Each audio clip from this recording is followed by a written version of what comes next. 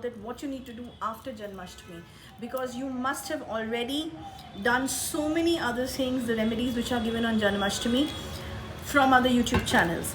Let's talk about the fact that once Janmashtami gets over, then what is it that you're doing for Krishna's puja? Because this is one question that many of you have been writing on the Gmail, that after the ending of Janmashtami, what we should be doing. This remains and this will remain as a permanent remedy for lifelong, a permanent thing that should be with you when it comes to Lord Krishna. Let's get started. This Janmashtami, or from this Janmashtami, once it ends, you need to first do a sankalp within, that in which form you want to pray to Lord Krishna. Decide this, choose this on the day of Janmashtami. If you're a new beginner, or if you're a new sadhak who has just entered the worship of the sadhana of Lord Krishna, okay? Even if you're not a sadhak, even then I'm telling you that be very sure and specific that which characteristic of Lord Krishna you are choosing, which roop of Lord Krishna you're choosing. What I'm trying to say is that some of you would want Lord Krishna as your mentor, your guide, isn't it? Some of you would want him as your brother. Some of you would want him as your husband. Some of you would want him as your lover. Someone would also think of him as the great warrior, a great teacher, a great scientist, because there's so many role plays of Lord Krishna that he's given us in his time span. Which is that role, or which is the kind of strength that you are looking for from Lord Krishna? Because that is going to be your pathway of worshipping him, of remembering him, and asking for blessing and strength and capabilities from him, skills from him. Because Krishna's thing is such a vast content that you need to really choose in the starting that from where you want to start. And I always tell you that the best way to start your sadhanas or to understand the deity is go to the original place of from where they belong, or from where they stayed for a very long time. Like Vrindavan is the place, if you really want to understand the childhood of Lord Krishna. You go there, you do your meditation, you do your japas, you do your naam jap, you understand the childhood time period of Lord Krishna. Vrindavan is the best place. You do your enchantings, you do your meditations, you will get a different kind of energy and understanding once you approach these places from where these things originated, or where they have spent the maximum time of their particular life phase or span, I would say. And this I'm talking about all the god and the goddesses, all the deities. Of course, if you sit down in your house and you worship any of the deities, even then you will get energy. But if you really want to understand deeply and connect deeply with that energy, you should be visiting these places, and only then you will be in more depth to what you're looking for. That is one. So now, if you're looking for a mentor, if you're looking for a teacher, if you're looking for a guide, even then you can pray to Lord Krishna. After you choose this role, whichever is suiting you as per your life style, your life patterns, your work, the way you think, there will be a lot more clarity as to where and how you should be praying or remembering Lord Krishna. Okay? Now, another important aspect is how you should be worshipping, and how in an easy manner you can get his blessings in whatever rupas you are praying to him. How you can bring happiness, how you can bring peace even within while doing this process. Everyone is looking for a Venus energization. Everyone is looking for materialistic things, for development, growth in today's time, isn't it? I will tell you, start offering Itra.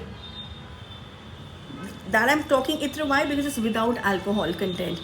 Perfumes can have some alcohol content, but if the natural flowers, the natural wood, if you get your customized Itra prepared, that is the best to offer to Lord Krishna in any of the rupas. For example, for what I mean is not for example, I'm sorry for the word. What I'm trying to say is that in any of the rupas, if you offer Itra to Lord Krishna, you are energizing your Venus.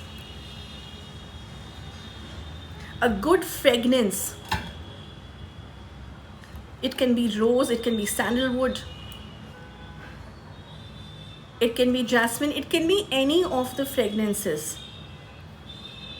The natural, the roses, it can be anything, but a good fragrance. Offer silk clothes to Lord Krishna in any of the rupas. Even it's a childhood rupa of Krishna. In whichever form, offer the silk cloth, the silk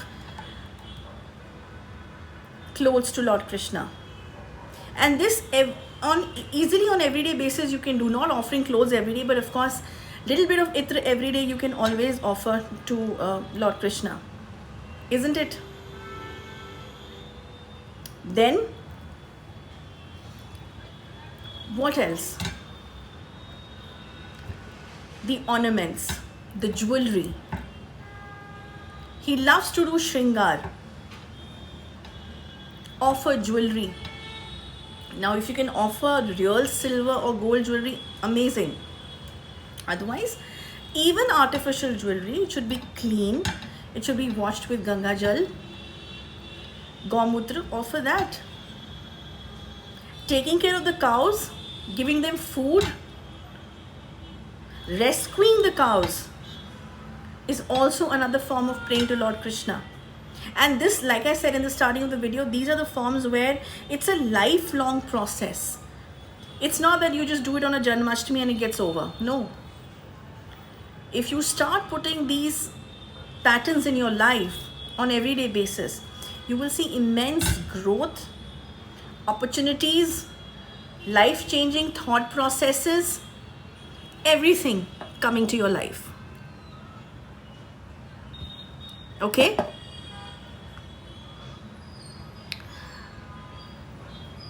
Offering